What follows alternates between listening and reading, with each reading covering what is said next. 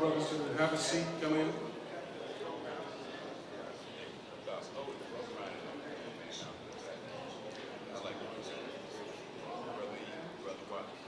Brother Eaton, Brother Washington, come on.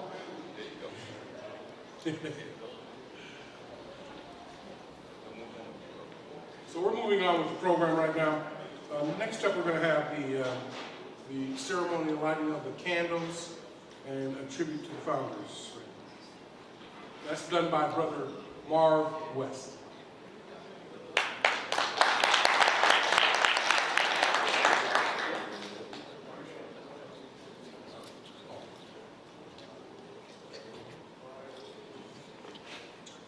Thank you, Brother Robinson. Protocol being established, let us prepare to pay homage to the founders of Kappa Alpha Psi Fraternity Incorporated, to those 10 visionary, bold men whose imagination fashioned a fraternity unique in the chronicles of Greek letter organization, and whose convictions, cognition, and courage steered the course to this day. We light a candle to the memory of Paul Wayman King.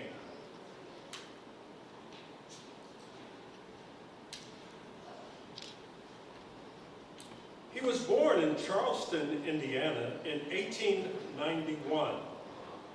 He attended elementary and high schools in Greencastle, Indiana. He enrolled at Indiana University in 1909.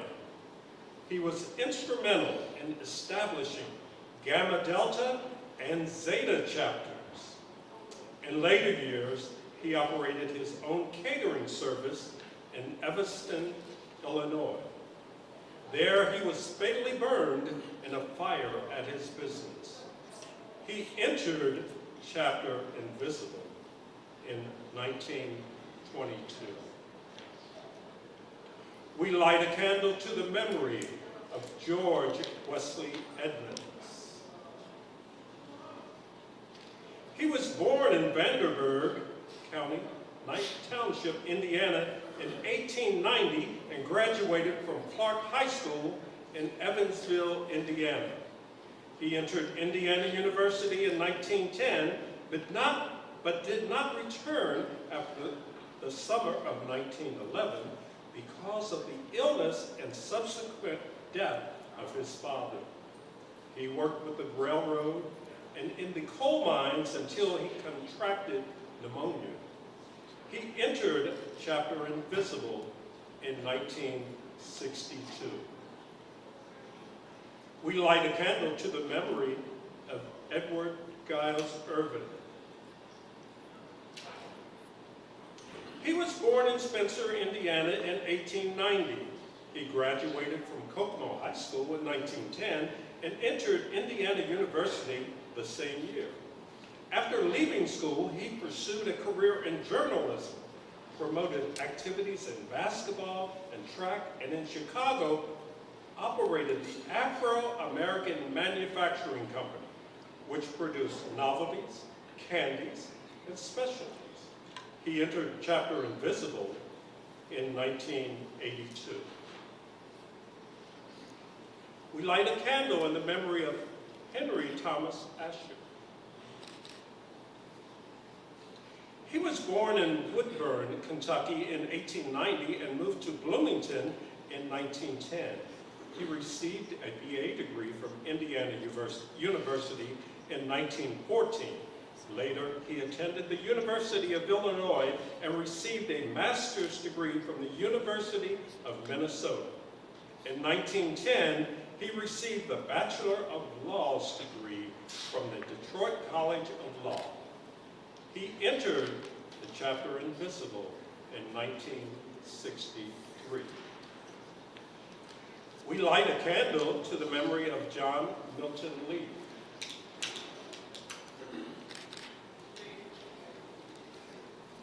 He was born in Danville, Indiana in 1890, where he graduated from high school and entered the University of Indiana in 1910. where he completed 3 years of pre-med studies. He later enrolled at Temple University in 1915, but was compelled to leave school because of death in the family. He enlisted in the 349th Field Artillery in 1918 and served overseas as a first sergeant and gunner. As part of the battery of Negro artillery men, his battery enjoys the unique distinction as being the first to open fire upon an enemy.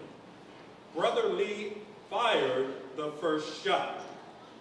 He later organized the Fairview Golf Club, the first Negro golf club in Philadelphia, Pennsylvania. He entered Chapter Invisible in 1958. We light a candle to the memory of Ezra D. Alexander. He was born in Bloomington, Indiana in 1892. He attended high school there and entered Indiana University in 1910. He graduated in 1917 with the AB degree and received an MD degree from the Indiana Medical School in 1919. He practiced medicine in Indianapolis. In 1920, he married Mary Hunter, a teacher in the Indianapolis public school system. Alexander served several terms as a member of the Grand Board of Directors. He entered Chapter Invisible in 1971. We light a candle to the memory of Marcus Peter Blakemore.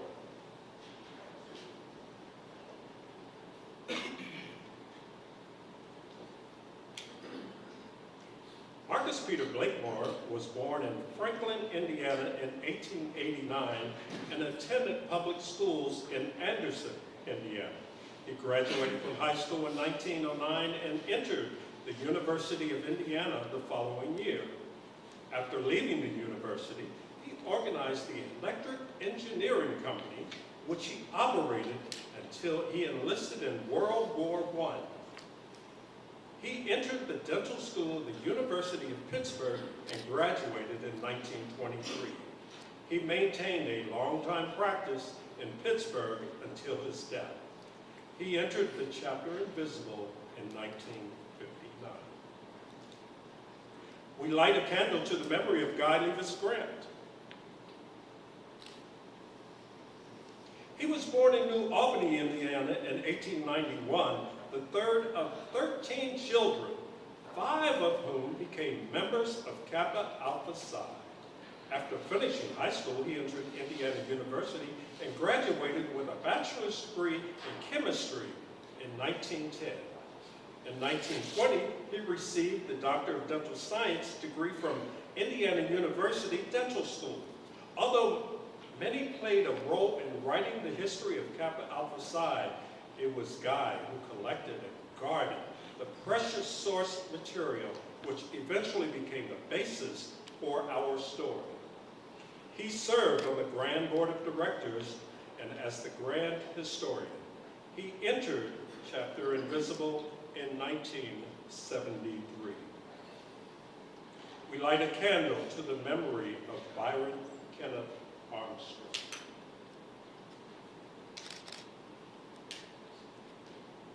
He was born in Westfield, Indiana in 1890. He entered Indiana University in 1909, where he studied philosophy, mathematics, and sociology.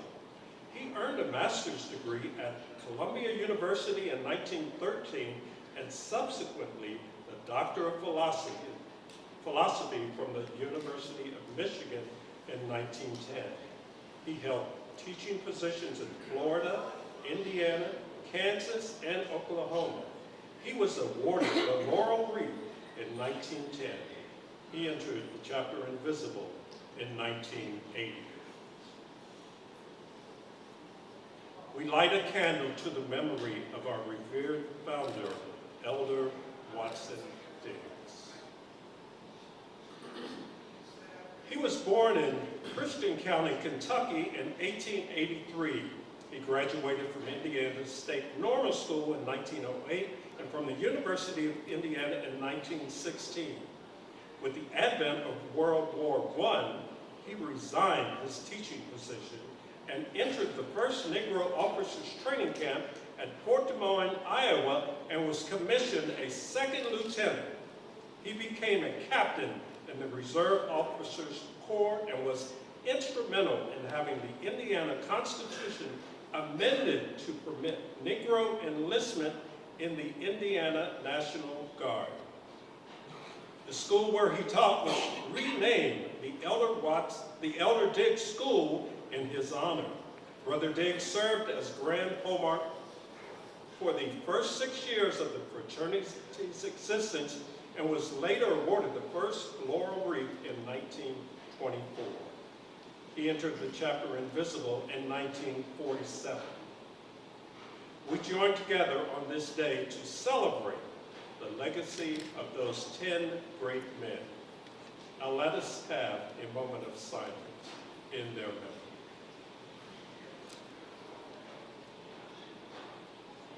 Thank you.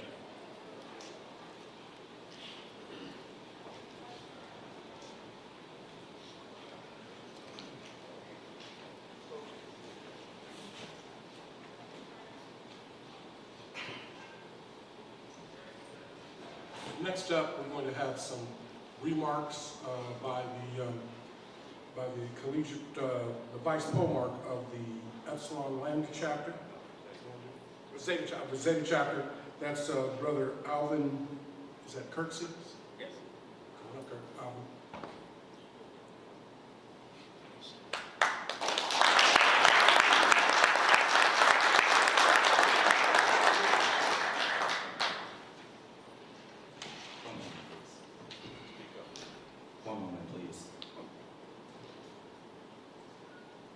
Good afternoon, brothers. Well, due to unforeseen circumstances, our chapter Polemarch couldn't make it out today, so I'm filling in, so bear with me. First, I would like to introduce our new initiates, undergraduates. Please stand.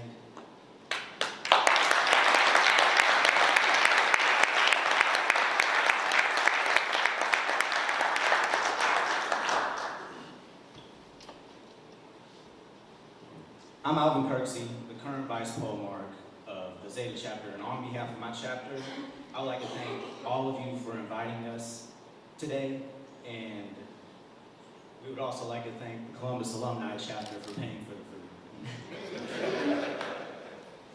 We come to you in greater shape than what we did last year, and that's thanks to the guidance of the Columbus Alumni chapter and its members for helping us bring in new members and fighting for us to be one of the few chapters to bring in new members this past semester.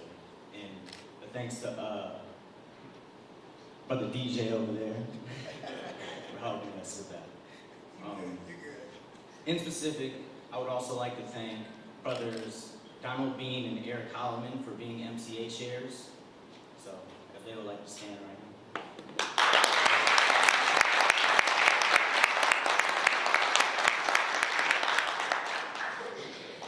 And they've also been helping us with strategic planning. And thanks to that, we now have many ideas for programs and fundraisers. And as the school semester starts, we will implement our plan and continue to give you guys updates and work with the Columbus Alumni chapter with many things. Thank you.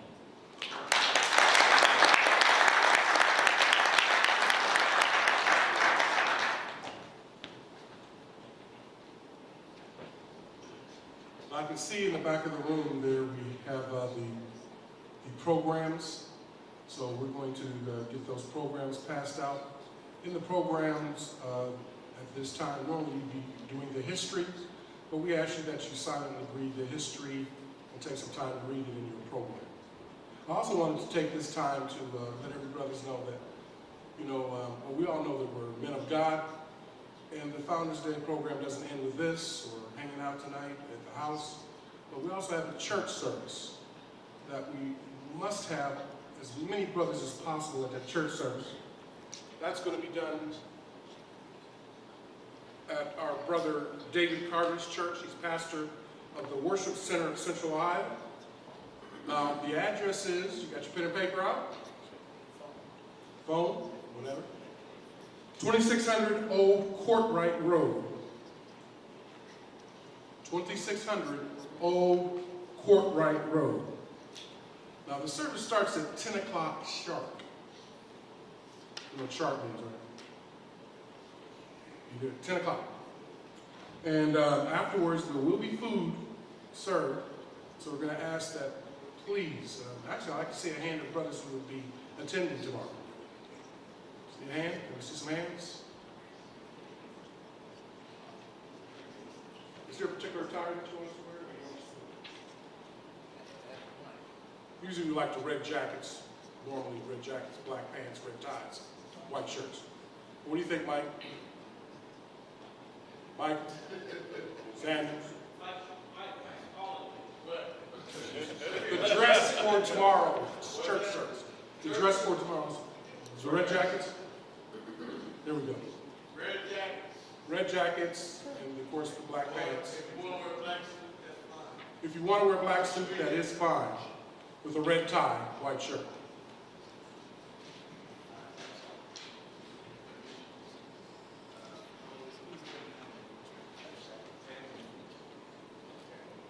If anybody left from other than the founders, they take, we can get us more. Does anybody else?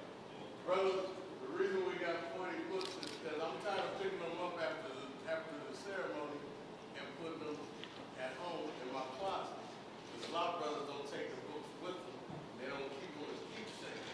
So, in the interest of frugality, we only put that. But we have it on PDF if you would like it. If not, I will get some more credit.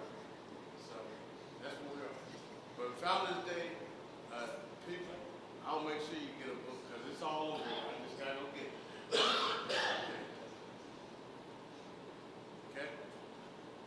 So I'll give you about a minute to read over the history in your programs that you do have.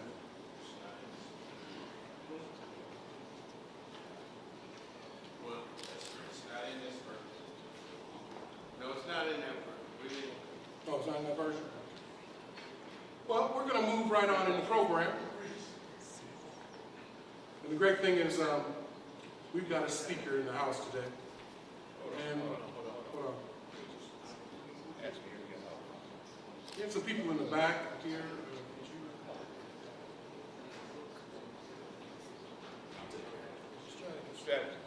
Strategist.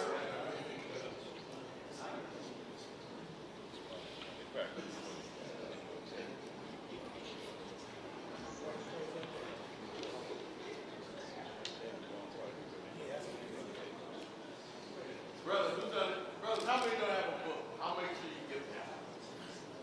That's on committee 1, 2, 3, 4. Who else? Gary, you need one? Brother Sanders will make sure that you get a book 6. later on. All right. I will have them as a Monday. Give me a call. We'll get them to you. One with frugality.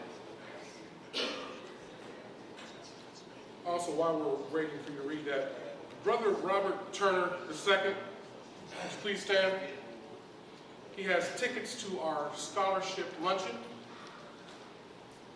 for you today. Now, the event will take place on Saturday, February 27th, 2016 at 11 a.m. at the Cardinal Health Ballroom at the historic Lincoln Theater, 769 Long Street.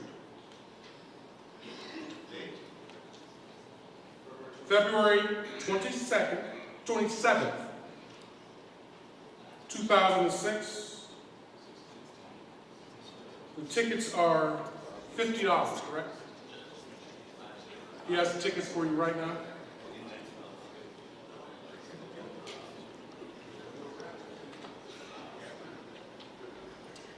Remember, it's the 18th annual Kenneth L. Howard Endowed Scholarship Fund Brunch.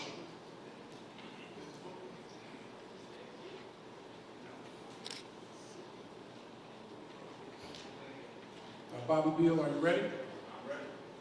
All right. We have a speaker in the house, I'm going to tell you, and Bobby Beal is going to have the introduction of our speaker at this time.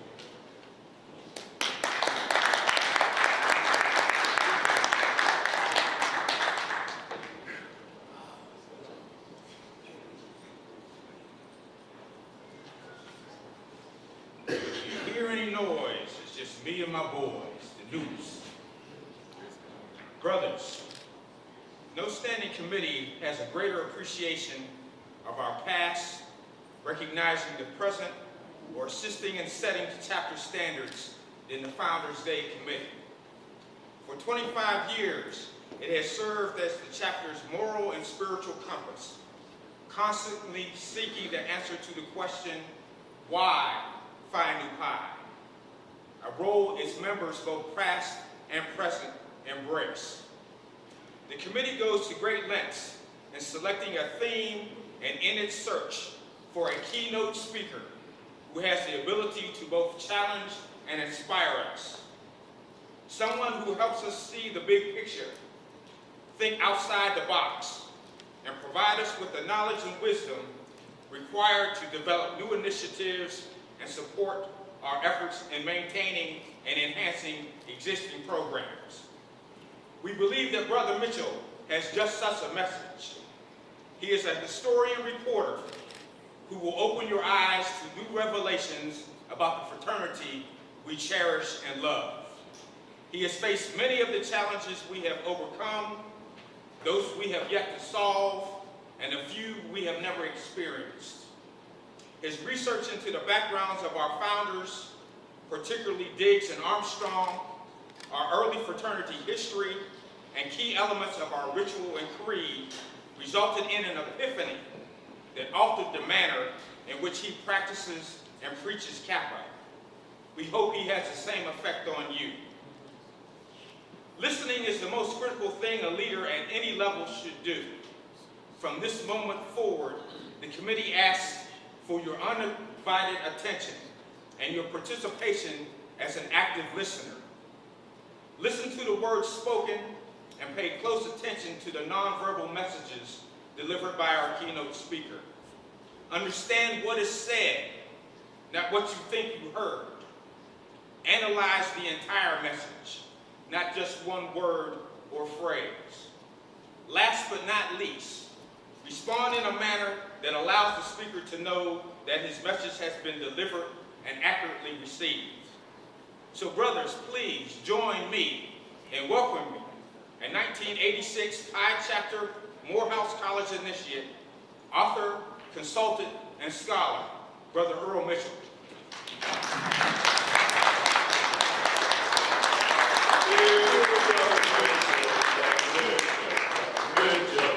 Here's the Brother Mitchell, he's with us today. He's with us, God bless him, God bless him. He needs it.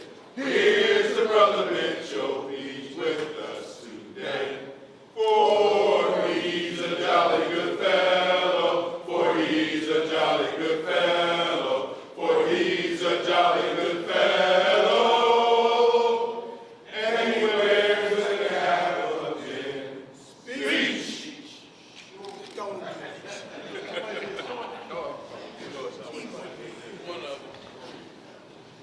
Brothers, good afternoon. To Grand Polmark for the battles, East Central Province Polmark for the Jordan, Columbus Alumni for Polmark for the Shotwell, Board of Directors, 50-year brothers all. Thank you so very much for this opportunity to have the time to share some thoughts with you this 105th anniversary of our founder.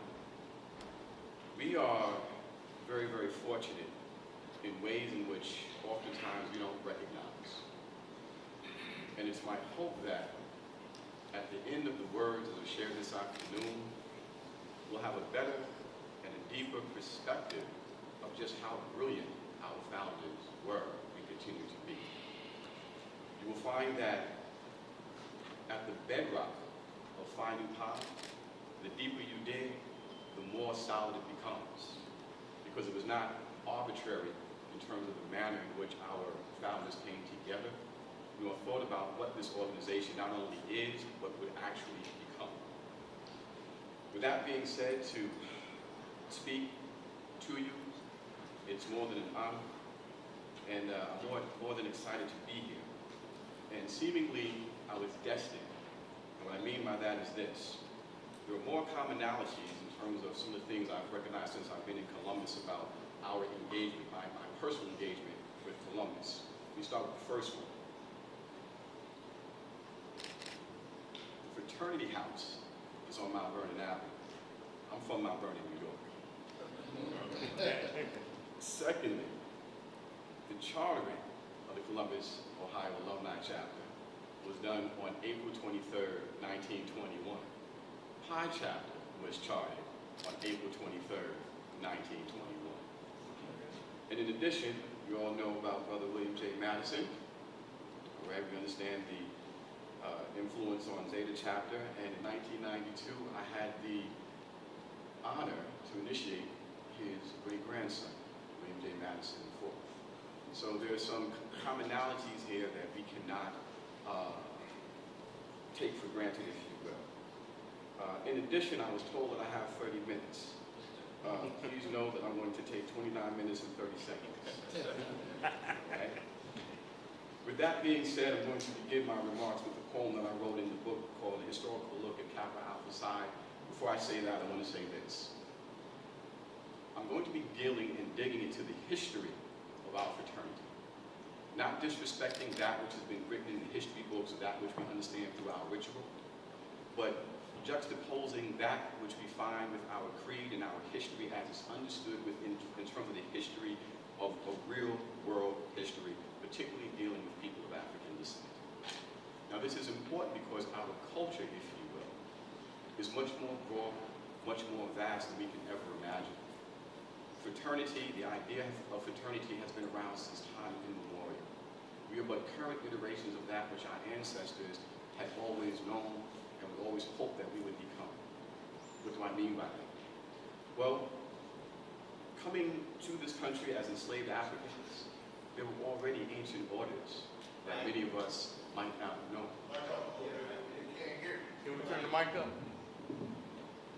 Can you hear me now? Yeah. Kind of sound like the commercial. Coming off of those enslaved ships, or ships that enslaved ancient Africans, there were ideas that had already been in existence for a very, very, very long time. Making it to these American shores and having the hope to get an education coming up out of the reality that was slavery. The movement of who these early African Americans going into college, what they were, what they represented, is nothing less than miraculous.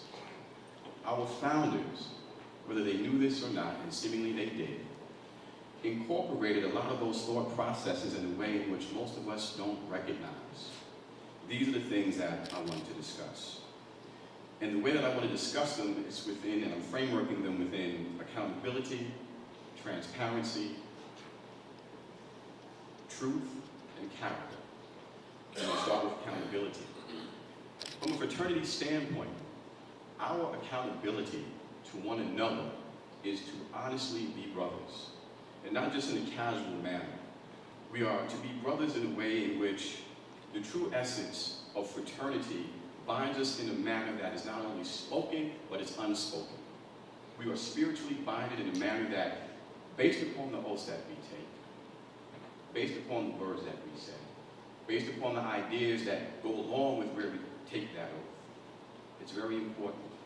We are accountable to one another, particularly in a time such as today, where we have many in our lives who are having problems, whether it be financial, or just what the current history of this country has been. We are accountable, not just for ourselves, but for our community. And what's most interesting about our fraternity is the fact that when you think about Elder Watson Diggs, I'm actually going a little bit forward than I should right now. Elder Watson Diggs said, and this is coming from Brother Byron K. Armstrong, he said that the race lacked pi. Now this is important because pi, as a mathematical given, is a noun. However, the manner in which Elder Watson Diggs utilized the word pi was as an adjective, a descriptive of a race. Now this is interesting because when you look at the mathematical understanding of what pi actually is, it's actually 3.14 with a determinative pattern afterwards, if you will. If you think about what was going on in 1911, there were specific patterns that African Americans had to work within. It is those patterns that Elder Watson Diggs felt that needed to be changed. And it was through achievement, and it was through the body of Kappa that these things would actually change. And that's just one small portion in terms of how Brother Diggs was thinking about us and how we need to know who we are. Now again, when we start looking at the specifics of this accountability, we are to be not only accountable for one another as has been shared, but for our community at large. Transparency.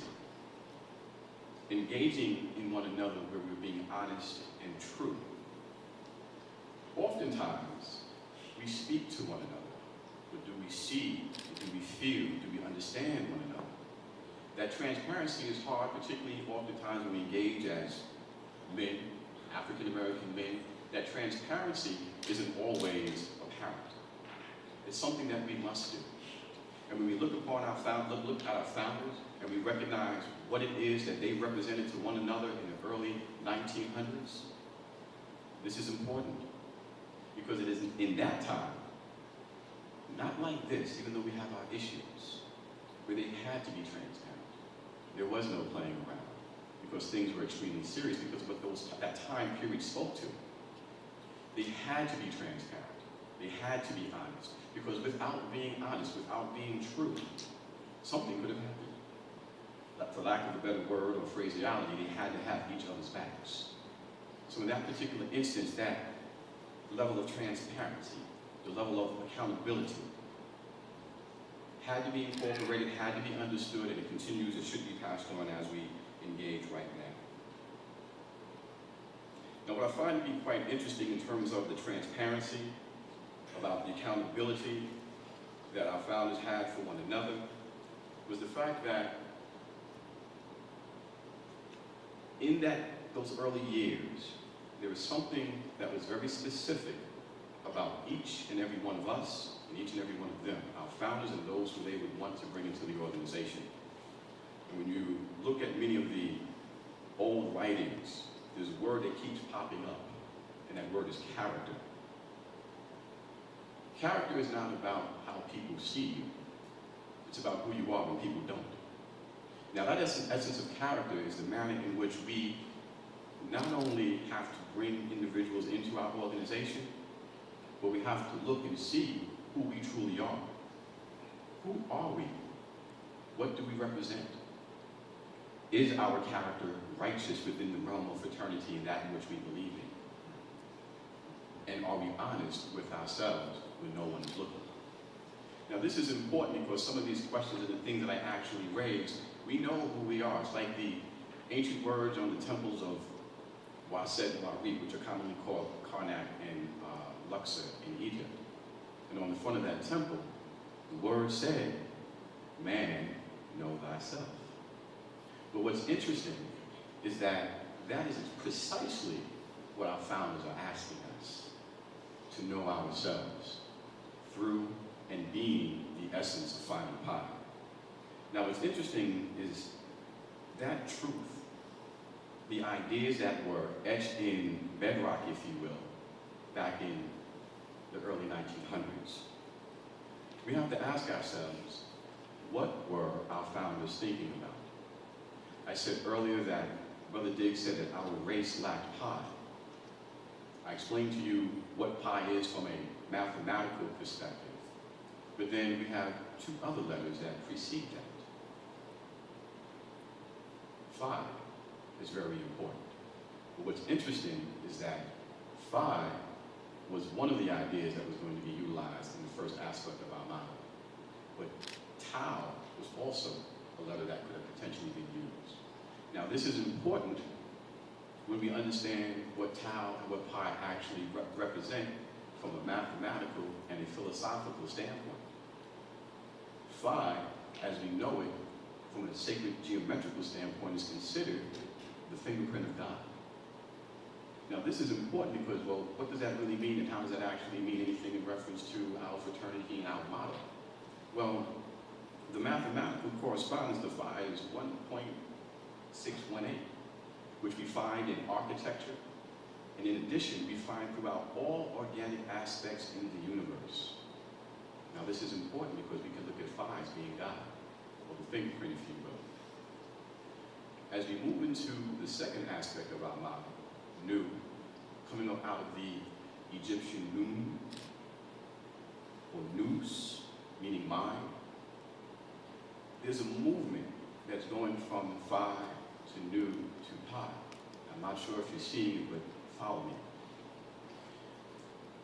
With phi being and representing God in the known universe, if you will, and Nous being mind, and pi actually being the manifestation, you're looking at the essence of the Father, the Son, and the Holy Ghost, the very essence of which our fraternity engages from a religious standpoint.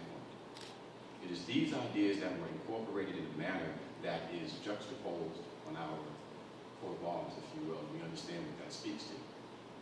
And it's important to understand that as we engage into the history of what the founders were utilizing in reference to our ritual, that we understand specifically what it is that they were doing, because as I said earlier, it was not happenstance. So at that place where we kneel down, so to speak, it's important to understand that that was a sacred place. And not just that it was sacred, it was very specific. And there's certain things that oftentimes we don't know because it's not shared. It's the history that we combine with that in terms of our ritual that opens up the true knowledge. And not to take away that which we understand things to be, but the true aspect of what's being shared when you combine that with history, it makes more sense in terms of what it is that we engage. So let me be somewhat more specific.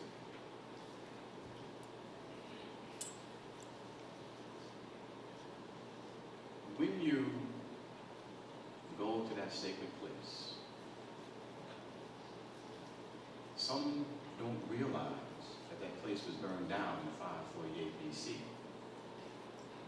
Now this is important because those individuals who went around asking for assistance could not get assistance from those in their area or in their so-called neighborhood. Now what does that mean? That means that sacred place was considered foreign because that place was maintained and potentially at a minimum built by individuals that look like those of us in this room. Now this is important because this is the historical aspect as we combine it and understand it through which it's been extended to who we are. The other thing that's important is that as, I'm off script here, as the need to assist with rebuilding that sacred place, 3 times as much was donated to rebuild it. And I think you understand where we can make the connection with that. Now this is important because you have in ancient Egypt a pharaoh by the name of Amasis, who was the one who was very dedicated, respectful, and responsible for extending himself in that fraternal manner. When we understand his history, when we understand the model in terms of its mathematical, philosophical, cultural, and historical specifics, there's a level of illumination that comes. And as we light these candles, it is that which our founders would have wanted us to know. It is that digging into the history, it is that digging into the essence of who we are that allows us to see that much better. It allows us to understand in a particular type of context, not only how brilliant our founders were, but specifically what our responsibility to them happens to be. And not just to our founders, but to the communities in which we represent.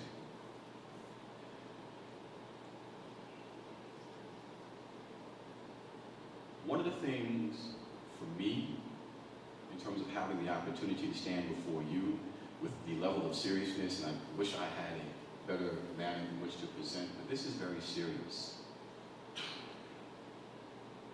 Our history, our Kappa history, And it's understanding in terms of how all of us came to be in this room. The level of respect that we're supposed to extend, not just to our founders, but to those who we serve. Because unfortunately, everyone does not get the opportunity to become a Kappa.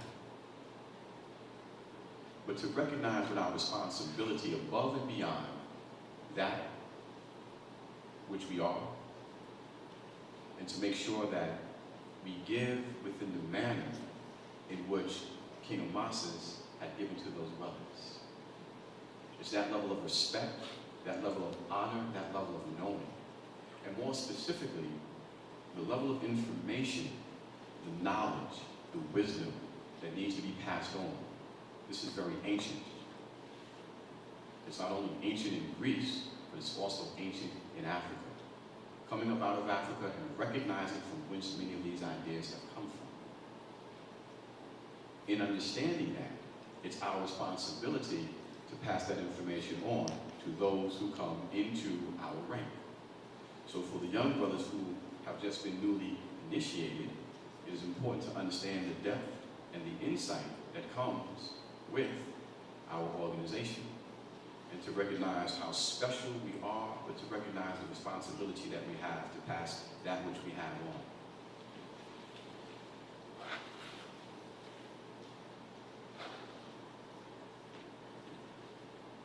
When we understand the historical, the spiritual, the mathematical ideas that were embedded into our organization, what ends up happening should be change. We need to recognize that so much more has actually been given than we can even recognize. Now, this isn't to say that we all haven't read our history, we all haven't read Crossing the Jordan and Beyond. But when we do, there are pieces in those books, specifically Crossing the Jordan and Beyond, that truly illuminates who we are. I want to go back to when I said that Brother Diggs said that the race lacked pie, and that pie was utilized as an adjective as opposed to a noun. You and I truly are the essence of finding pie, and I don't say this lightly. So when we look at Father, we understand that that is the essence of God, and it's through the idea of new that we, the members of Kappa Alpha Psi, manifest the very aspect of God on earth to make things better for humanity. It is that simple. We cannot take this in a casual manner, because the manner in which these ideas were put together were done in such a solemn manner that it's been in effect for the last 105 years. And if it wasn't done in such a solid state, we wouldn't be here today, with everything that we've been through and with everything that's going on. It speaks volumes to who these men were. It speaks volumes to who we are, and it speaks volumes to what it is that we have to do. One of the things that really gives me a perspective about what it is that we happen to be about is the historical context that our founders utilized. Nothing was done by accident, nothing was done by happenstance. And while the name of our fraternity was changed from Kappa Alpha Nu to Kappa Alpha Psi, nothing else was. Because Kappa Alpha Psi was what we see from an outer standpoint. What we understand from a final pi standpoint is the inner spiritual work that we must do on a daily basis. And it's not just one of us, it's all of us. And this is important because it's almost as if it's not just one, but it is all. We move as one with however many functional parts. Some things just don't change. And with that being said, the examples, as we understand our initiations, go much deeper in many instances than how certain things might have been passed on. And we have to be very mindful of that. And these are the things that should give us a manner of pause. Pause to ask the question, why? As Brother Bill said, why finding pi? I asked the same question when I was newly initiated, why? And it was through reading other books and literally stumbling upon certain things by accident where I found pieces here, pieces there, and literally was able to put together the puzzle that I'm trying to share with you because of the company that we keep in the manner in which I'm speaking. I think you understand.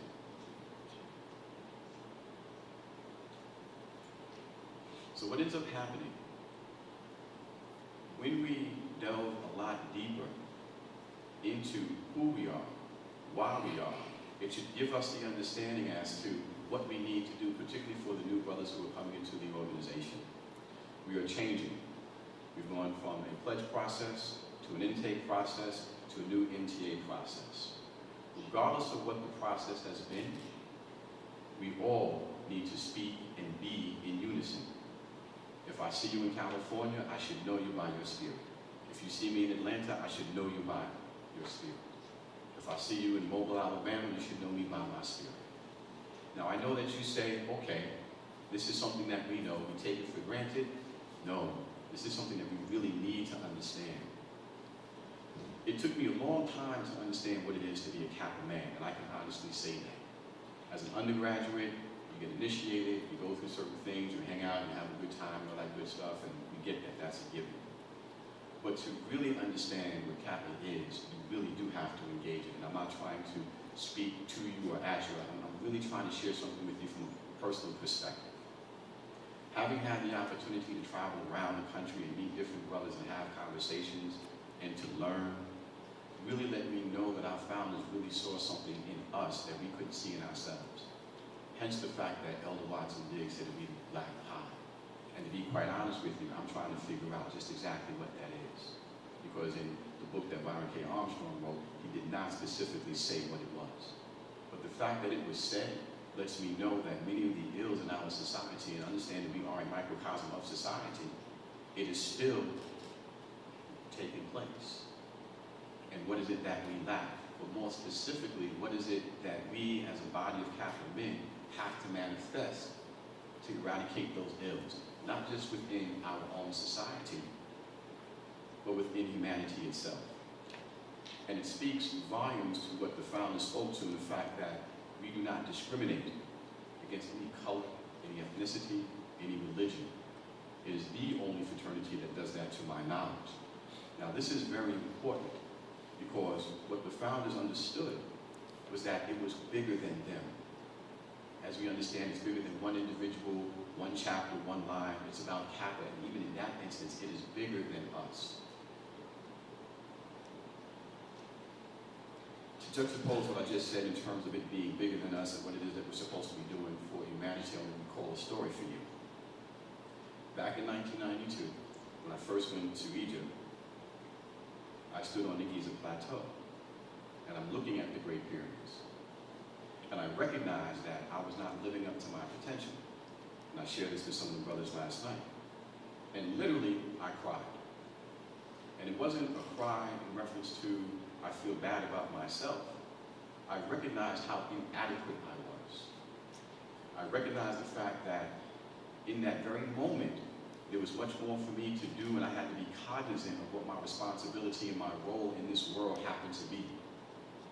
So, as I sang to him, and as I cried, as I'm looking at the Great Pyramids, I'm recognizing that with human hands, individuals built these stone bricks, not even bricks, just stone to edify the essence of God in a manner that has lasted in excess of 5,000 years. That's how I see our fraternity. An organization that's built on a particular type of a foundation that can last 1,000 ideas, as long as we all understand the type of edifice that it is that we're building. The ideas that we find in the fraternity harking back thousands of years ago, and not that that's implicitly or specifically actually said within our ritual, if you will, but when you understand what's actually being said, what's being shared, as you go deeper into the words and into the places that the founders are taking us, you come to recognize just exactly who we are. You come to recognize the audacity that we have to come with. You recognize what it is that we have to give to the generations who are coming after us, and it cannot be casual. It must be specific, it must be serious, and they too must also understand that it is their responsibility to move forward and pass on that which was given to us and then some. Our founders did not have to create a fraternity. They had already achieved by getting into college. They were already doing what they had done. But they said, we need to do something different based upon that which they were experiencing at Indiana University. and to recognize that they wanted to create this organization that has been in existence for 105 years speaks volumes. When we hear the old stories about what took place, about how the brothers would surround one lost a wife, or one was having hardship, we have no idea what they were dealing with because we live in a very different time, even though we have our own types of struggles. But again, that accountability, that transparency, that character, that truth, those are ideas that we have to continue to pass on. We understand our creed, we know what that speaks to. It is something that we truly cannot take for granted. In brief, I want to speak to something. We will be rededicating ourselves shortly. This is important because we recognize what God represents in our lives. That rededication in and of itself from a teleological standpoint, and teleological meaning the manner in which we arrive at the nature of understanding things, is extremely important. Because as we rededicate ourselves to God, and as we rededicate ourselves to what the ancient Greeks would call the divine logos, it is those particular aspects that allow us to do what we do in terms of building a fraternity that is not only great, but outreaches in a manner in which we really don't know.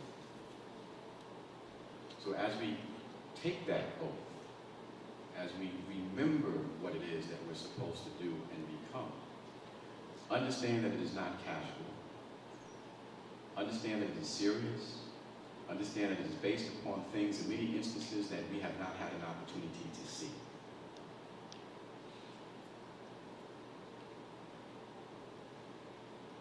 The light that we have in our organization is more than we can imagine. And I think you recognize through the fraternity and the fidelity that we engage with one another in terms of the fellowship that I've experienced here and what we have around the country. Not only is it done in the manner in which it's supposed to be, it needs to be done with a depth and an understanding and a recognition of remembering from whence we've come. One of the things that has always been harped on in Kappa is history. And that's important. But we really have to dig into that history to understand just exactly the jewel that we have, to recognize what it is that we're supposed to be doing in a manner that oftentimes we might miss.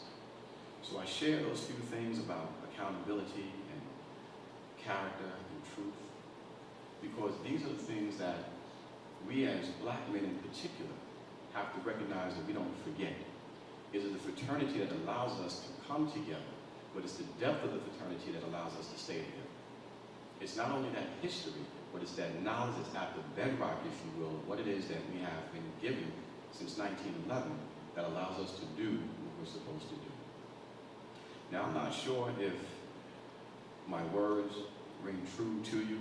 I know that there are brothers who have many more years in Kappa than I do, but I assure you, as we delve deeper into that mystery of Kappa, or the mysteries of Kappa, as the old timers used to say, to be initiated, as they would say, into the mysteries of Kappa Alpha Psi. I always used to wonder what that was about. It took me a minute to recognize just exactly what that was, because it's real. Those are not words, and it is definitively spiritual. And these are the things that allow me to share part and parcel of what it is that I'm sharing with you today. And not to be funny, but I was somewhat hesitant to put in book form what I'll be sharing with the Columbus Alumni chapter, Columbus Ohio Alumni chapter. When I put the book together, I knew what I was doing. I knew what I saw, but I had to prove it, and I proved it. But it's one thing to prove something, it's another thing to extend it, because you put yourself out there for ridicule, you put yourself out there for this, that, and the other. But I did have a dream, and it was Brother Armstrong who came to me with the other 9 founders in the background who were looking at me with the look of approval. And it was very humbling. And I don't say this lightly. This is a very severity that I actually can share this. But as Brother Armstrong looked at me, it's almost as if he was looking through me and looking straight into my soul. And I recognized that at that moment, it was okay for me to share and to share myself. Once I moved beyond that hesitancy, Pine Chapter had been off the yard for almost a decade. And there were some young brothers by 2002, there were 2 lines who had come back for more hours. And one of the young men said to me, well, you know, Brother Mitchell, that book is just for us. And I looked at him and I asked him a question based upon what he said. And he said, I said, do you know how to be great? And he looked at me and said, what do you mean? I asked, do you know how to be great? He said, no. And I said, my answer was, you must share yourself. That's what we have to do. We have to share ourselves in a way that is not only through fraternal understanding, but in a manner that touches the depth of each brother's spirit and moves into the communities that we serve. And in the essence of our ritual, or those ideas that I speak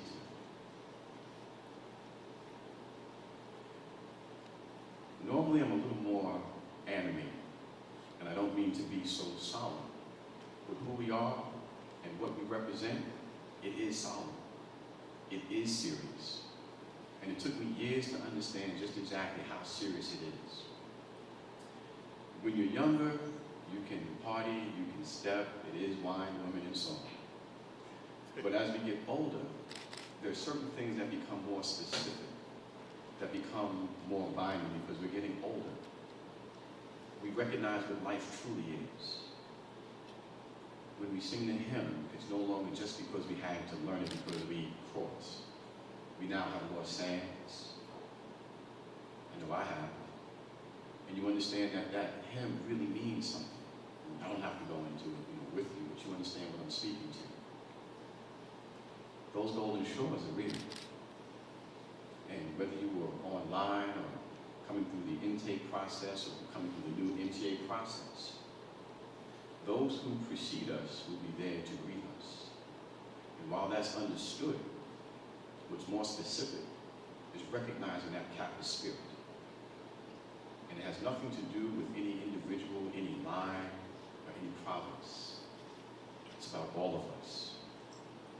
It's about how we greet one another. It's about how we see one another. And that's not basic. And oftentimes we take that for granted. When I see brothers now, and this just isn't specific to Kappa, this is to black men, I tell brothers, I love you. And this is honest, and this is true. And when we recognize that which we've been given, we recognize just how much we have to give. And there's so much that we have to give because so much has been given to us. Everyone in this room is a college graduate. Everyone has become successful in the proverbial manner. But truly, because so much has been given, so much is truly respected, or expected, I should say. And in closing, what I like to do is say this.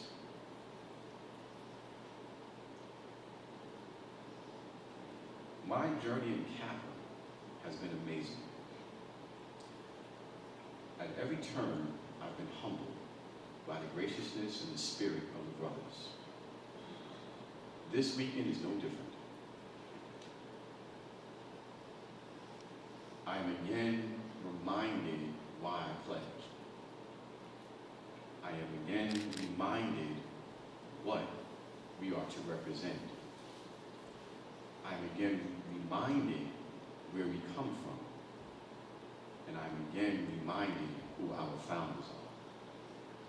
To recognize their brilliance, to understand their love, not only for one another, but for us and what this organization would ultimately become, we couldn't even fathom it. But to recognize, honestly, who we are, the cultural profundity, the historical specificity, and those things that we must completely do in terms of who we become, regardless of whatever our field of endeavor happens to be and wherever it is that we've achieved. At the bedrock of all that is God, At the bedrock of all that is our culture. And at the bedrock of all that is the essence of fraternity in terms of how we're supposed to be toward one another. If that is not what's extended, whether it be through the pledge process, the intake process, the MTA process, then we're missing something. The knowledge that we have at our disposal is more than we could ever imagine. And simply because I'm a researcher, by trade, if you will, and I deal with signs and symbols, I see the world a little differently. But there are some things that are just simply sublime and simply beautiful. And even for those who have ears, when we engage the essence of God, when we speak about Him, when we do the burial service, you understand just how deep and how knowing our founders were. They wanted us to be just as deep. They wanted us to be just as knowing, and they wanted us to make sure that we extended that which was extended to us, that we extended to the next generation. Of course, that's a given. But to recognize it, to understand it, to do it, to be it, and to know it, it's two totally different things. But that's what we're supposed to be. That's what we're supposed to do. This is what we have at our disposal. All I can say is this. When we look at the depth of our history, when we look at the depth of our ritual, the deeper you go, the stronger it becomes. I tried to find mistakes. I tried to find things that were inconsistent.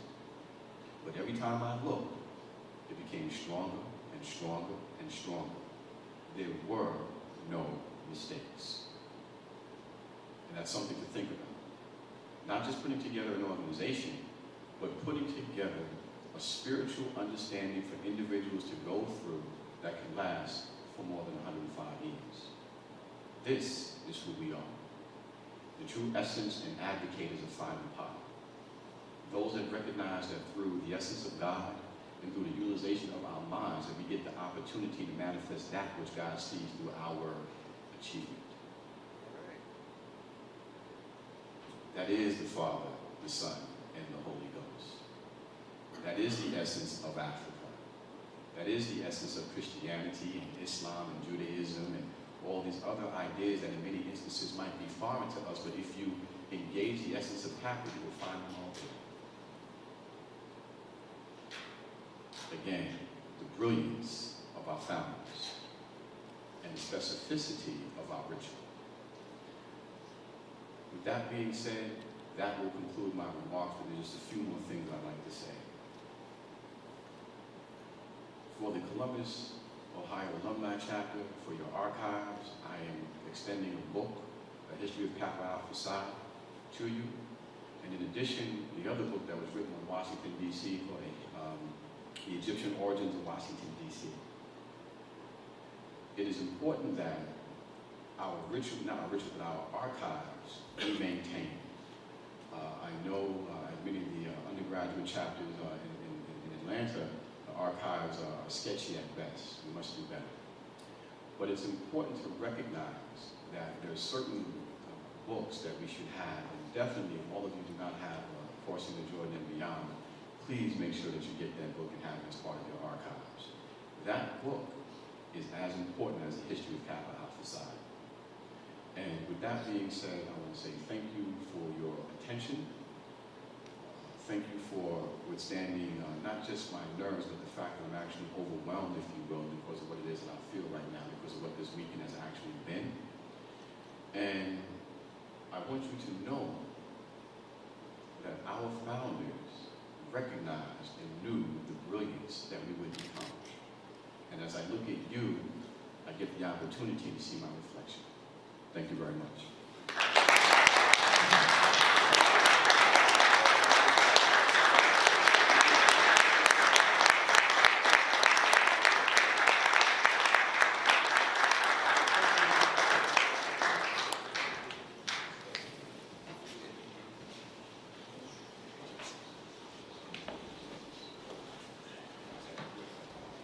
So, Brother Mitchell, on behalf of the Columbus Alumni Chapter, I want to personally thank you for agreeing to travel from Atlanta to serve as our keynote speaker today. We want to thank you for the history lesson. Thank you for your message today. And as a token of our appreciation, I want to present a plaque to you, and I want to read it to you. So we have a plaque for Brother Mitchell that reads, "Special thanks to Earl C. Mitchell III, keynote speaker, for your contributions to the achievement of the Columbus Alumni Chapter, Kappa Alpha Psi Founders Day, January 16, 2016.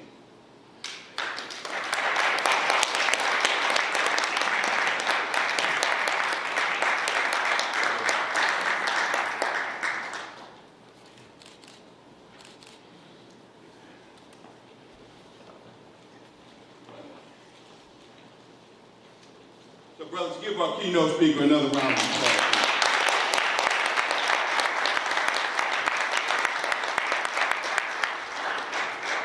So, brothers, we are moving into a very exciting portion of our program. We're just about finished with the home stretch, so please bear with me. But it's now time to recognize our 50-year jacket brothers. But before we do that, we are so grateful to have with us today one of our 50-year members in the audience, and I would like to ask Brother John Kappa to please stand and be recognized. Brother Kappa.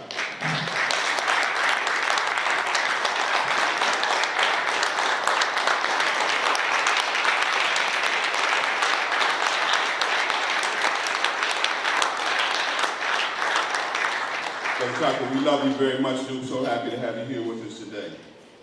So brothers, we're going to add two illustrious members to the white jacket fraternity, if you will. And brothers, I pray to God every day. I know me and Brother George, Brother Potts, we talk about it all the time. And I know there's some brothers a little older than us in the bond that are closer.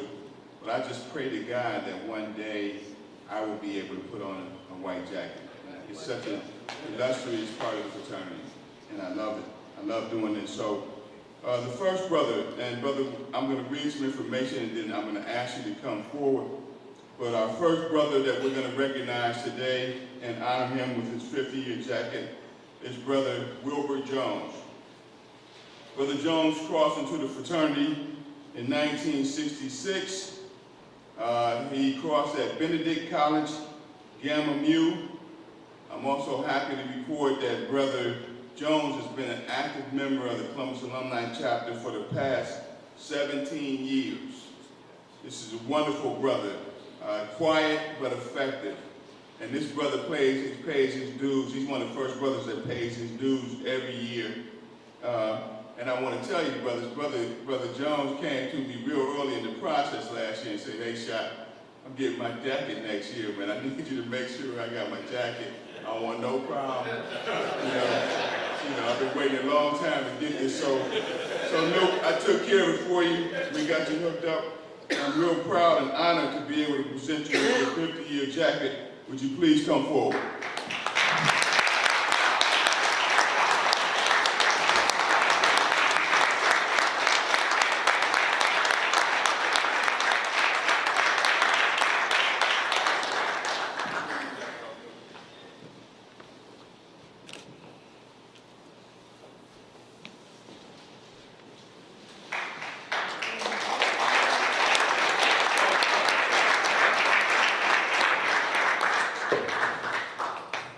Good afternoon, brothers. First, give me honor to God. Listening to Brother Mitchell this afternoon, I began to think about being a Kappa. And he used one word that summarized the basic feeling of what it is to be a Kappa man. Is the spirit Kappa. Many of you don't know, but I'm originally from the Northeast, New Jersey. I did my undergraduate work in the South, and I'm here.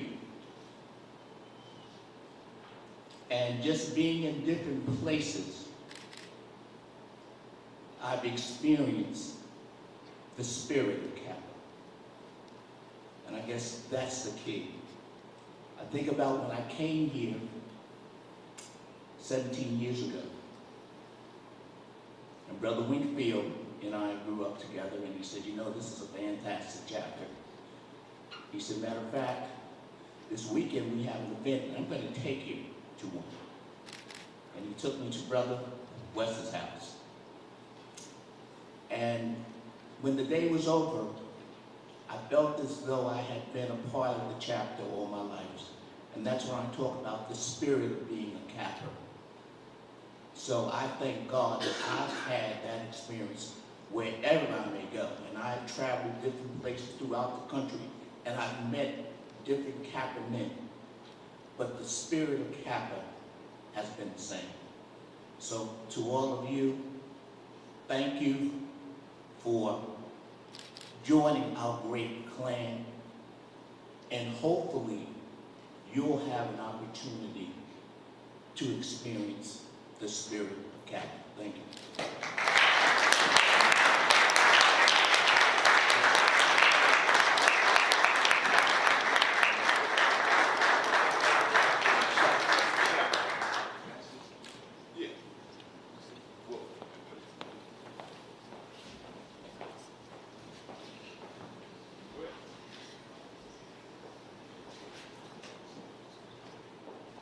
I've known Brother Jones for more than 50 years because we grew up in Jersey City together.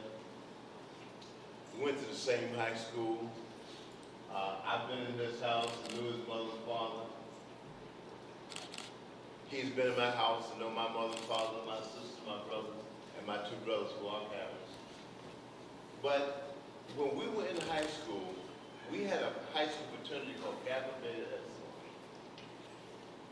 That fraternity was formed by members of by men in our city who were doctors, teachers, councilmen, and other men of influence in our lives. And they formed a high school fraternity. We had sweaters, we had books of merits and demerits, we had paddles, we had bricks. We had all kinds of things, but it was because of that which they brought back from mostly historical black colleges, and from other colleges on the East Coast, South, wherever. When I went to college in 1967, I went to a predominantly white college. The first fraternity to have a smoker was Omega Psi Phi. Gentleman said to me, Whitfield, aren't you going to go to the smoker? You said you wanted to be part of a black fraternity. But I said I could not go back to Jersey City, New Jersey, being an Omega. But it was because of guys like Wilbur Jones and Horatius Green and Thornton, who was a realtor. It's because of men like these that I wanted to be a Kappa. And I'm saying when Wilbur Jones came to the city, I was just so glad to introduce him to the brothers I knew in Columbus Alumni Chapter and otherwise.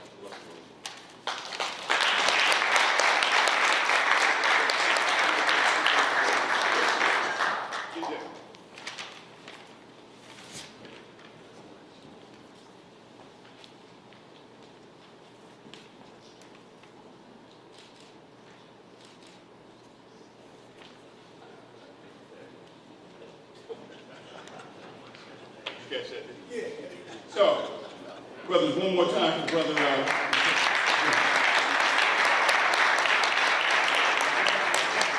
So, brother, we have another distinguished noob in the house who's getting ready to have his jacket bestowed on him, and that's Brother Walter McClarty.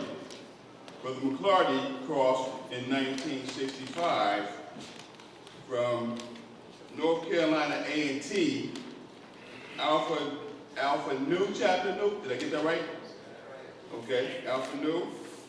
Brothers, there's a couple things I want to point out about Brother McClarty. First of all, in terms of the Paul Mark hierarchy here at the Columbus Alumni, Brother McCarty is the most senior surviving pole mark of all the pole marks that have been officers here at our chapter, so he deserves a round of applause for that.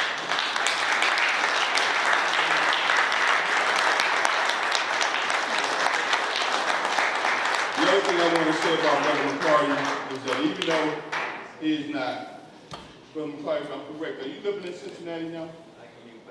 He commutes back and forth, and he always shows up whenever we need him. He pays his dues on a regular, and he also sends emails out to me from time to time whenever he thinks we could be a little more fiscally responsible with the fraternity's money. So I like brothers like that. So brothers, please give me a round of hand while we bestow Brother McCarty with his jacket.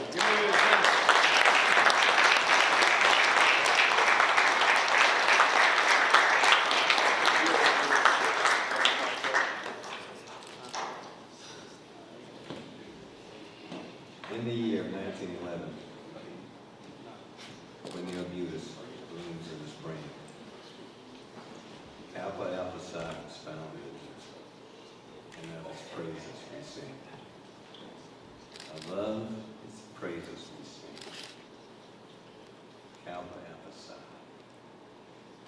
And for me, there be no other like Kappa Alpha Psi. In the evening, by the Freddos, you can hear those Kappas singing. In the evening, by the Freddos, you can hear those voices ringing. How the co-eds would enjoy it. They would sit all night and listen as we sing in the evening by the Fred house. Don't let my son go Alpha, the dying mother said. Don't let him go Phi Beta. I'd rather see him dead. But if my son goes Kappa, all others here would sell.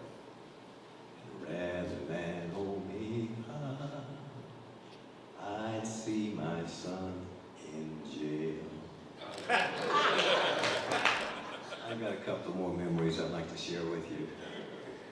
Just two poems that I've heard over the years. They've kind of stuck with me. I know that we've got several Kappas here that have not lived this experience. But the title of this poem is Kappas and Others. 4 college men had lunch one day at the University Club. It's somewhat unusual that they all ordered the same grub. The waiter asked the Alpha how he would like his steak. Rare, replied the Alpha, proud of the choice to make. Omega said, I will have the same, and I will eat it rare if it kills or maims. The Sigma, much rivalry did show, ordered his steak rare also. The Kappa stood, proud and modest, not to be, stated with authority and dignity of all ancient Greece. Chase in the damn bull and I will bite out my piece. I'm going to close with one more that I've always been impressed with. These are excerpts from a poem that was written by William Green, a physician who was Grand Pole Mark back in 1954. The title of this poem is Kappa of My Dreams. And these are just excerpts from several passages. When with the break of day, each brother as he kneels to pray will mention Kappa in his say. That's the Kappa of my dreams. And ere the noonday sun is high, we'll pause and think of K-Sa and perform some deed in Phi Nu Pi. That's the Kappa of my dreams. When each member shows he cares how every other Kappa fares, and our obligations jointly shares, that's the Kappa of my dreams.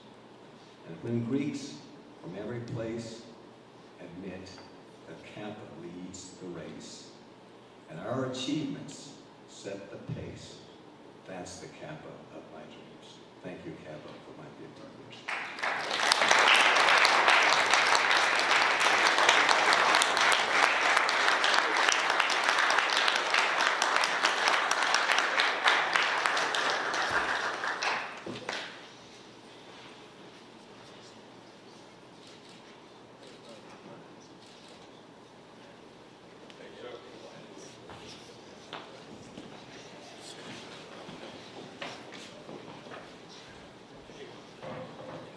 Brothers, one more time for Brother McCarty, please. So, brothers, this is a point in the program where we acknowledge brothers who have went beyond the call of duty, if you will, for the past year and really exemplify what it is to be a Kappa man. I also noticed this year that a lot of the awards reflect how important reclamation is and always has been to the fraternity. Because some of the brothers receiving awards today are brothers that we've reclaimed over the last 5 to 7 years. And one thing I can tell you, brothers, that I take very strongly, very much to heart, and I think Brother Mitchell might have mentioned, I thought I heard him say it, is that in order to receive from Kappa, you must give. You got to dive in head first. And I know it's a lot of hard work sometimes. You get frustrated because you see brothers on the sidelines not. But you can't let that dictate your behavior and what it is you're doing on behalf of Kappa, because it's bigger than just one of us. And I think these brothers reflect that. So I want to start off first, the Foster Newman Community Service Award. This brother is a dedicated, committed member of our bond. Even with all of his other responsibilities that I know he has to deal with, work, family, raising his children, he still finds time to bring tremendous energy to the Columbus Alumni Chapter. And my next comment is going to reveal what it is. I'm trying to delay that out, but I got to say, when I asked for somebody to step up earlier this year and take over our turkey and toy drive, and the brothers who were at the meeting, we remembered how silent it was in the room. And this brother raised his hand and said, "Brother Shotwell, I'll take care of it."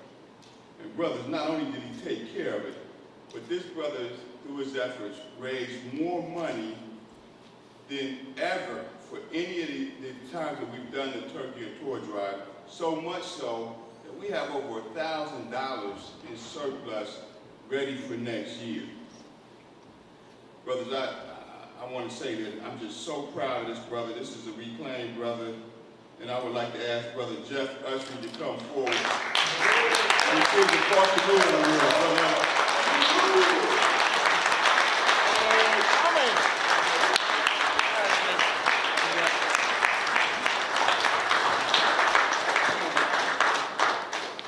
So as Brother Usher is coming up news, I want to just quickly read what's on the plaque. It says, "Kappa Alpha Psi, Foster Newland Award, Outstanding Community Service, Columbus Alumni Chapter, presented to my brother, Jeff Ushery, on January 16, 2016. Brother Ushery.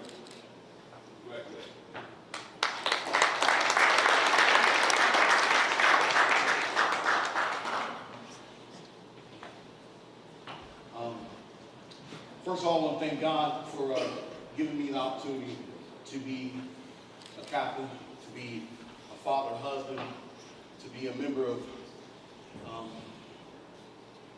Collegiate Alumni chapter. This is very humbling. And I say that because I heard Brother Mitchell speak today. The Trinity.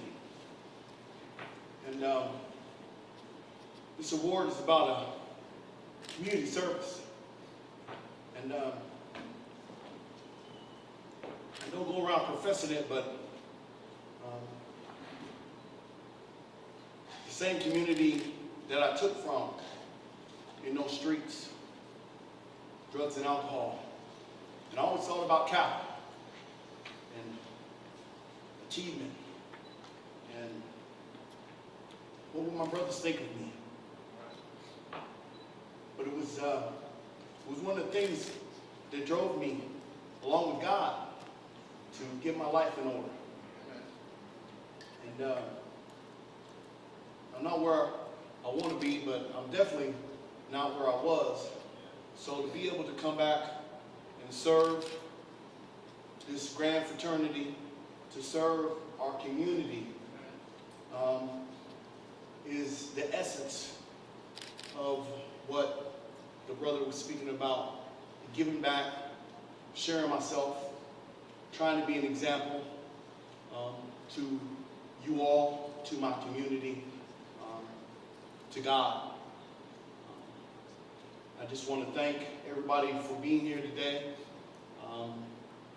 Phil, you're right. You know, I wanted to be a part of the turkey drive, but to spearhead it, because I know it's some work. It's some work. But We're coming back to you next year. you know what? And I'll be there for you, God willing. But this is a great day because we're all here, and we're all shining examples of what we can do if we put God first. And I just want to thank you all, and Phi Nu Pi.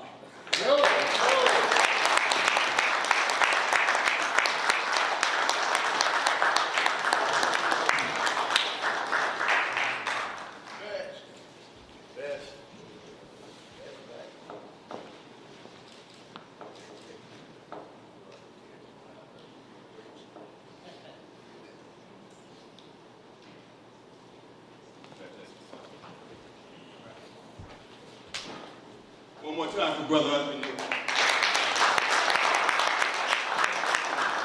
So next up, brothers, we have the James Allen Educator Award. This award is given to the brother that we feel had the biggest impact in helping to educate, mentor, and develop the path for success for our young people here in the Columbus area. You'll hear me talk many times about energy, because in order for stuff to move, you got to apply energy to it. And this brother's energy is powerful, and he also garners the respect from all the members of the Columbus Alumni chapter. And now I'm starting to see where his reach not only is within our chapter, but he's starting to make waves on a national level and communicate with brothers all over the country, finding out how to do his job better. And whenever he's called upon by myself, he always responds. Now, he does have to check from time to time with his wife, but after he does that, he comes back to me and says, "Shot, I'm good, let's make it happen." I think it's clear to all the brothers in the room when I announce his name that his leadership qualities speak for himself. He's truly a good example of what a Kappa man really is. He continues to excel even today. I'm happy and honored to announce the James Allen Awards going to Brother Kojo Kandai. Brother Kandai, please come forward.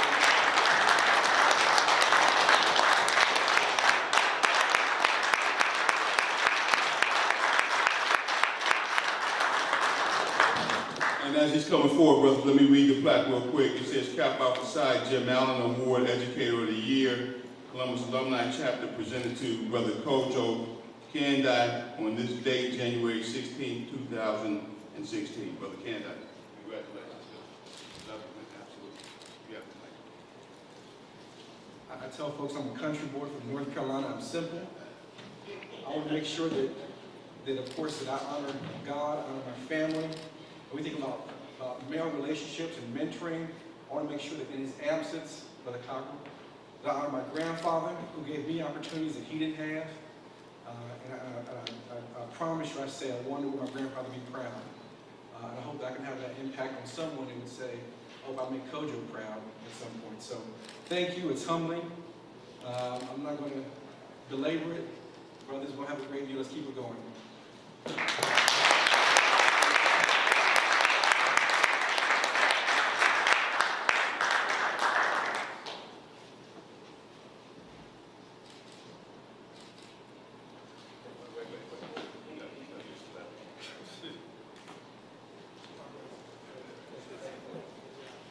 Brothers, another round of applause for Brother Kojo Ken.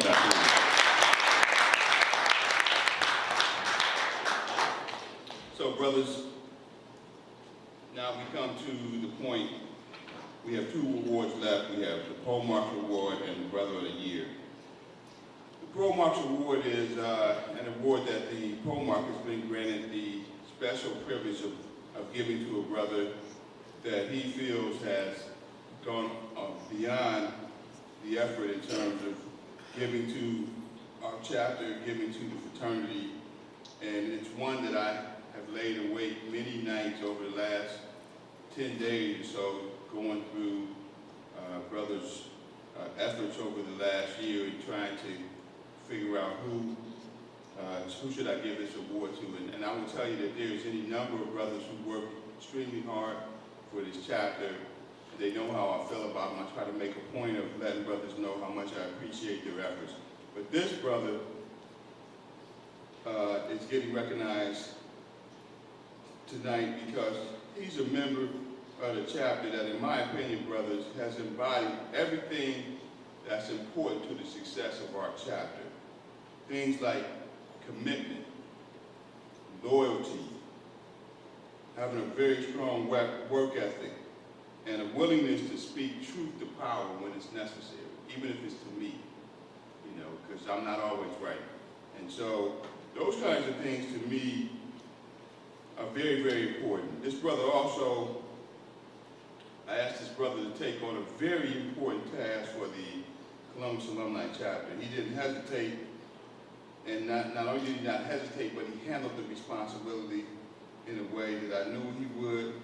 And now, because of his efforts and the efforts of Brother Donald Bean, Zeta chapter is on the road to recovery. So for me, it was easy this year to come up with the Paul Mark Award recipient, and that's Brother Eric Holliman. If you would please come forward here.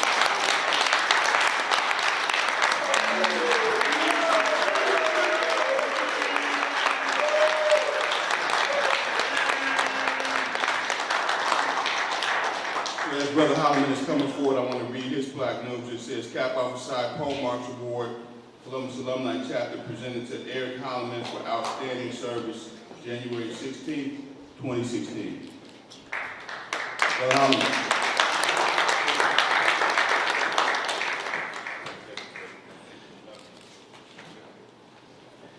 First, I'd like to thank God for this award. Brother Paul Mark, Executive Board of Columbus Alumni Chapter and all of its members. This is quite humbling, quite a surprise to me. I'm a man of short words, but we've got a three-peat, brothers, and I think you all know what we're talking about. Thanks again.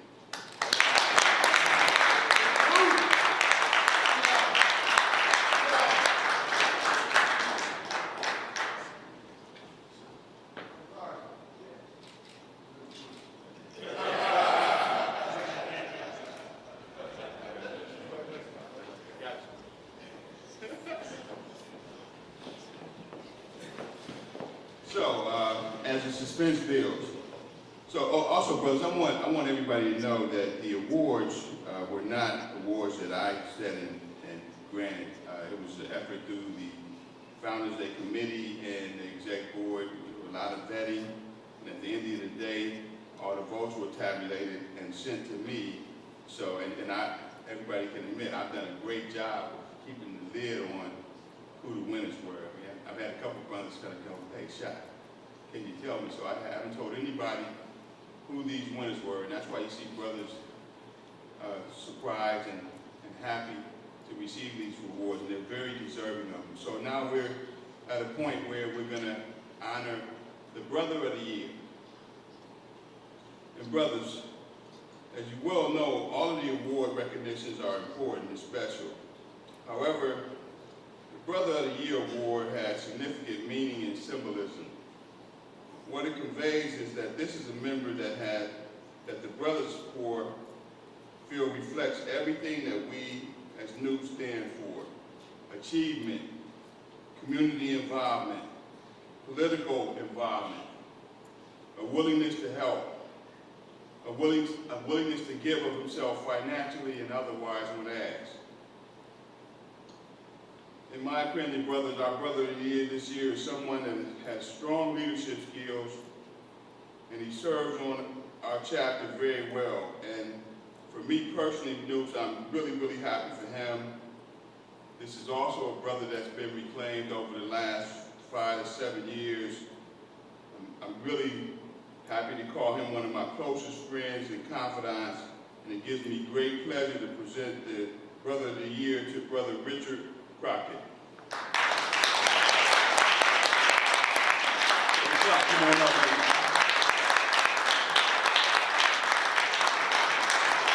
So, brothers, the award reads, Kappa Alpha Psi Man of the Year Award, Columbus Alumni Chapter, presented to Richard Crockett in appreciation of your contribution and dedication to the cause of achievement. And brothers, I got to tell you, Brother Crockett called me this morning and said, Shot, I'm going to have to leave early because of a commitment with his church. And I didn't want to say, no, you can't leave. So luckily we got through it before he had to leave. So I'm really very happy to present this award to my guy, Brother Crockett. Here.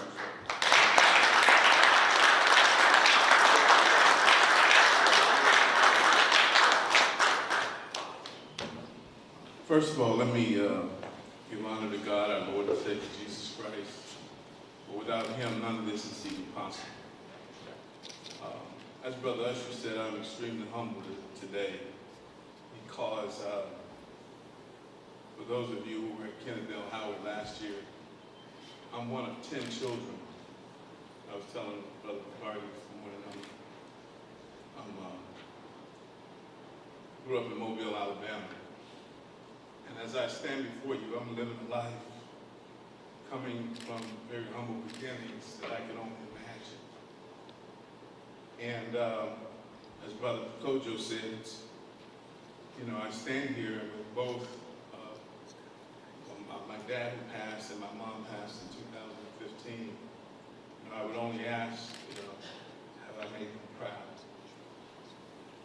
Brother Shotwell says I kind of give of myself. And I don't do it for awards. I do it because I learned from two people who neither had educations, but of 10 children, 7 of them have college degrees, 5 of them have professional degrees, master's degrees. And I know that we have truly made them proud because they've stressed to us all of our lives that education is our way out. And, you know, as I stand here today, proud to be a Kappa man, proud to have been made by many of the brothers that are here before us from Zeta, who I learned from. And I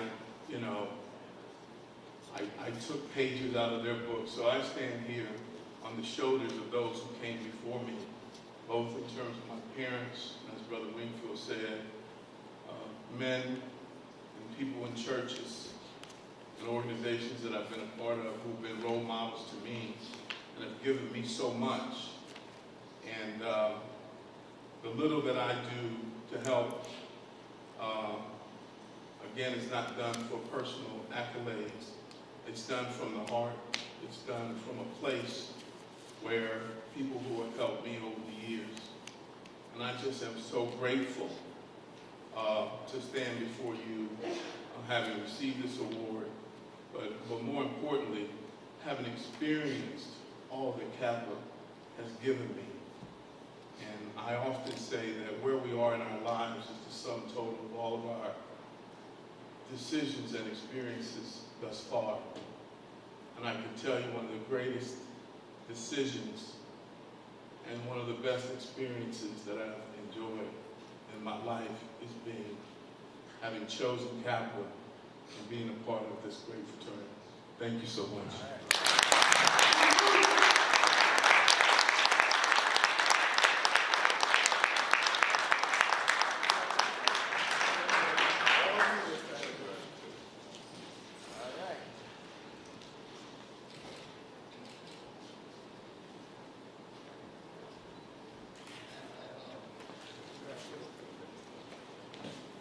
Brother Crockett has to run, brothers, but one more time before he leaves. Round of applause.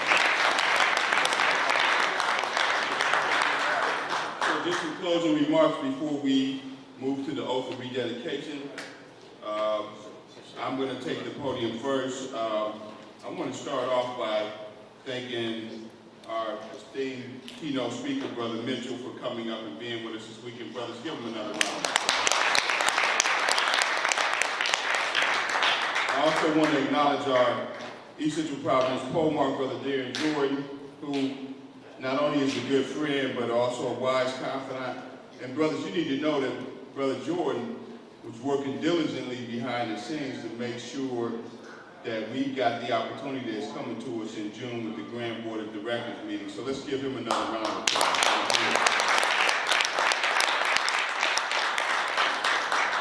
I want to acknowledge all of our 50-year members, brothers. Give them a round.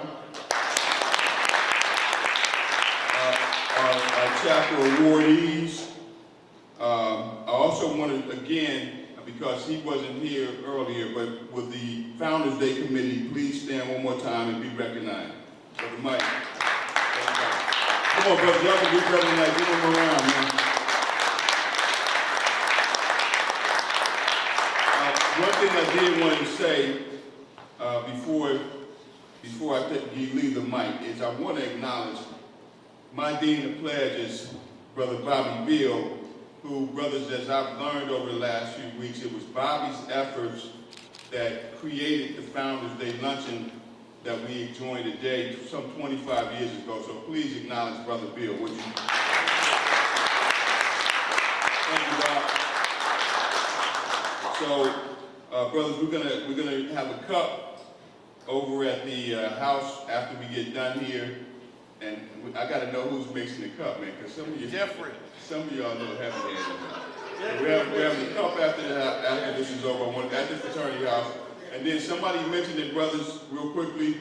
Our goal this year, one of our major goals is the three-peat as chapter of the year in the province. I'm holding you to that. We're on our way, brothers. We're doing really well. But I need all of the brothers pulling together in one direction to make that happen. I just want to say thank you so much for allowing me to be your hallmark, and I remain yours in the bond. Thank you.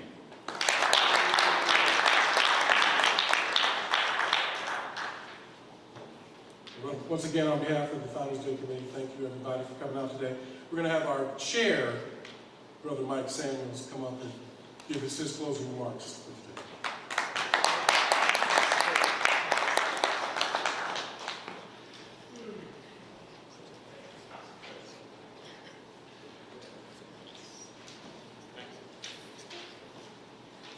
Brothers, what a wonderful Founders Day. Let's give everybody a round of applause.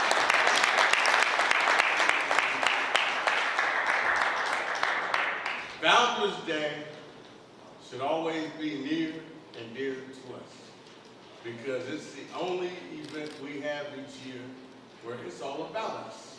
It's about our history, our heritage, where we should go, where we have been. We always need to keep that in mind. Brothers, a couple things quickly. Number one, there's some cards I'm asking the committee to circulate around.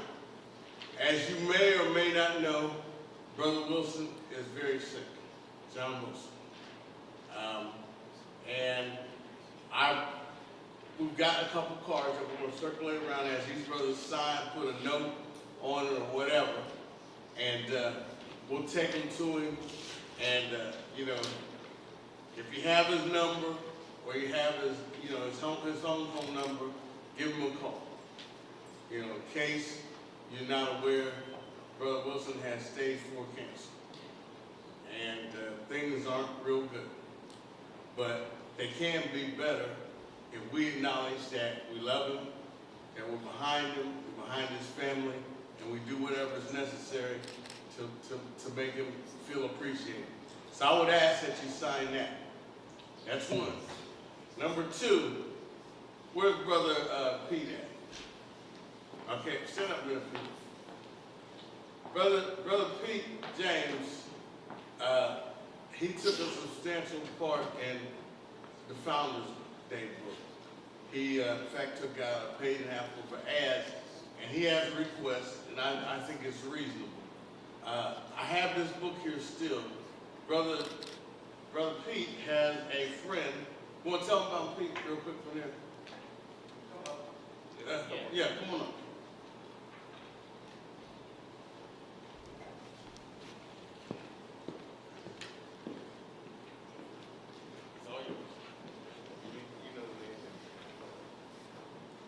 Good afternoon, brothers.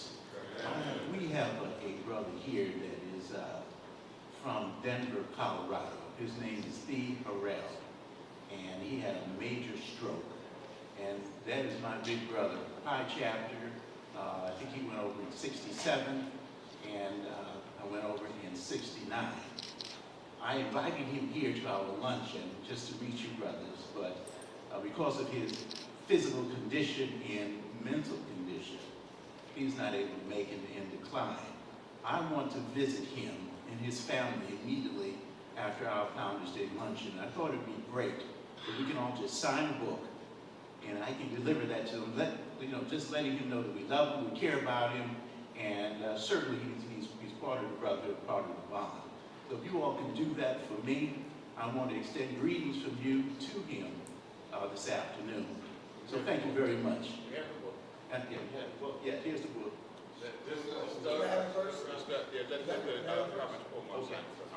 Thank you, brothers. Last, and I'll be short. Tomorrow, brothers, we have a Sunday of service. And I had some extra flyers in my bag, so I had the committee pass them out. Now, usually we have Founders Day weekend. That means more than one day.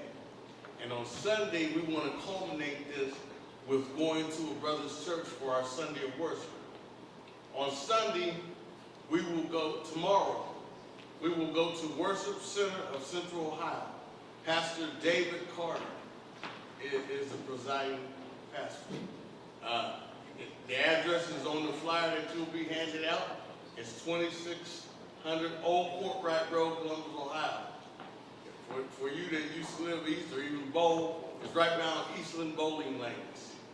Brother Carter has asked us to be there at 10 o'clock for his service. We've set it up so the poll mark will make some remarks. And then after that, Pastor Carter has been gracious enough to have a repast for the brothers and their wives and children or whoever comes. Now, brothers, in the past, when we've set up these, we get the same 10 brothers that always come. Some bring their wives, some don't. This is Founders Day weekend. That means families, friends, people we love, we celebrate with them. The reception was open last night, and Sunday church service is open tomorrow.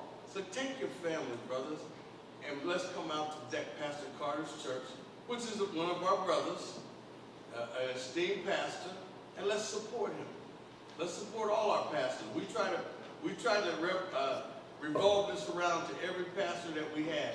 Several years ago, I think I was working with Brother Potts on his committee. We had keepers of the flock, where we honored all the pastors on Founders Day. So let's all come out. Let me see this. How many brothers can raise their hand truthfully and say, hey, I can come tomorrow? Okay. All right. The rest of y'all brothers, what's up? You sleeping late or what? No, look, if you get a chance, brother, please come out. Because I would like to see at least 20, 25 brothers and their wives be there. And the dress, if you come, we'll wear our Founders Day attire, a black suit, or you wear your red jacket or whatever. You know, Pastor Carter wants to acknowledge us, and it'll be a good service. Good food, too. So you don't have to do anything except get up, come to church, at Pastor Carter, and do what you need. You just need to do. Questions, someone? Rodney, you have a question? Oh, no. Okay, couple things. Now, Mel got the blood drive. Mel, you want me to tell him so you don't be 20 minutes? Right. Yeah. Mel, there's a blood drive on Monday as part of the Martin Luther King Day of Service.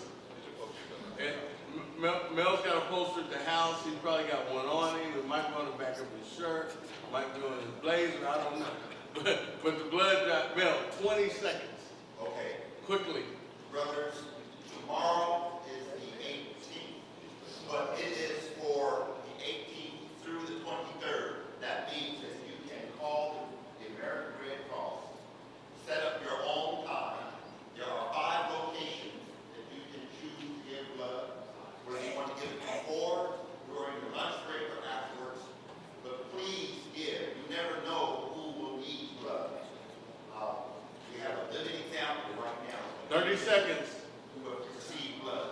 Please make that call. Okay. And then let me know if you give it. All right. 2 things. Brother Washington has a fundraiser for the fraternity. He's selling gift booklets. If you still want to get one, he has it. Brother Washington, stand up and say, no, you don't. Okay. You can get your gift booklet. The money goes to the fraternity. We can make money by eating pizza. So, you know, that's cool. Lastly, the foundation. Brother Potts, Brother PR, and all the great brothers on the foundation. The 18th annual Kenneth E. Howard Scholarship Endowment. What is it? Kelso. Okay. Endowment Scholarship Fund is coming up. It's on Saturday, February 27th, 2016 at 11 o'clock. It's at the Cardinal Health Ballroom at the Lincoln Theater. If you've got a program, it's on the back of it. It's part of that. We need your support there. How much are tickets, brother? $50. $50, okay. Stand up who's selling the tickets. All right, Brother Robert Turner, Jeffrey Usher, okay? So support it. We need to support everything we do. That's one thing that Brother Mitchell talked about. So let's take the words out and put action in it, okay? Other than that, brothers, thank you for Founders Day. Thank you for coming. Thank you for allowing me to be your chairman. And all we're ever going to do is try to give you the best Founders Day we can. Thank you. God bless you. Brothers, come on, give it up for Brother Samuel.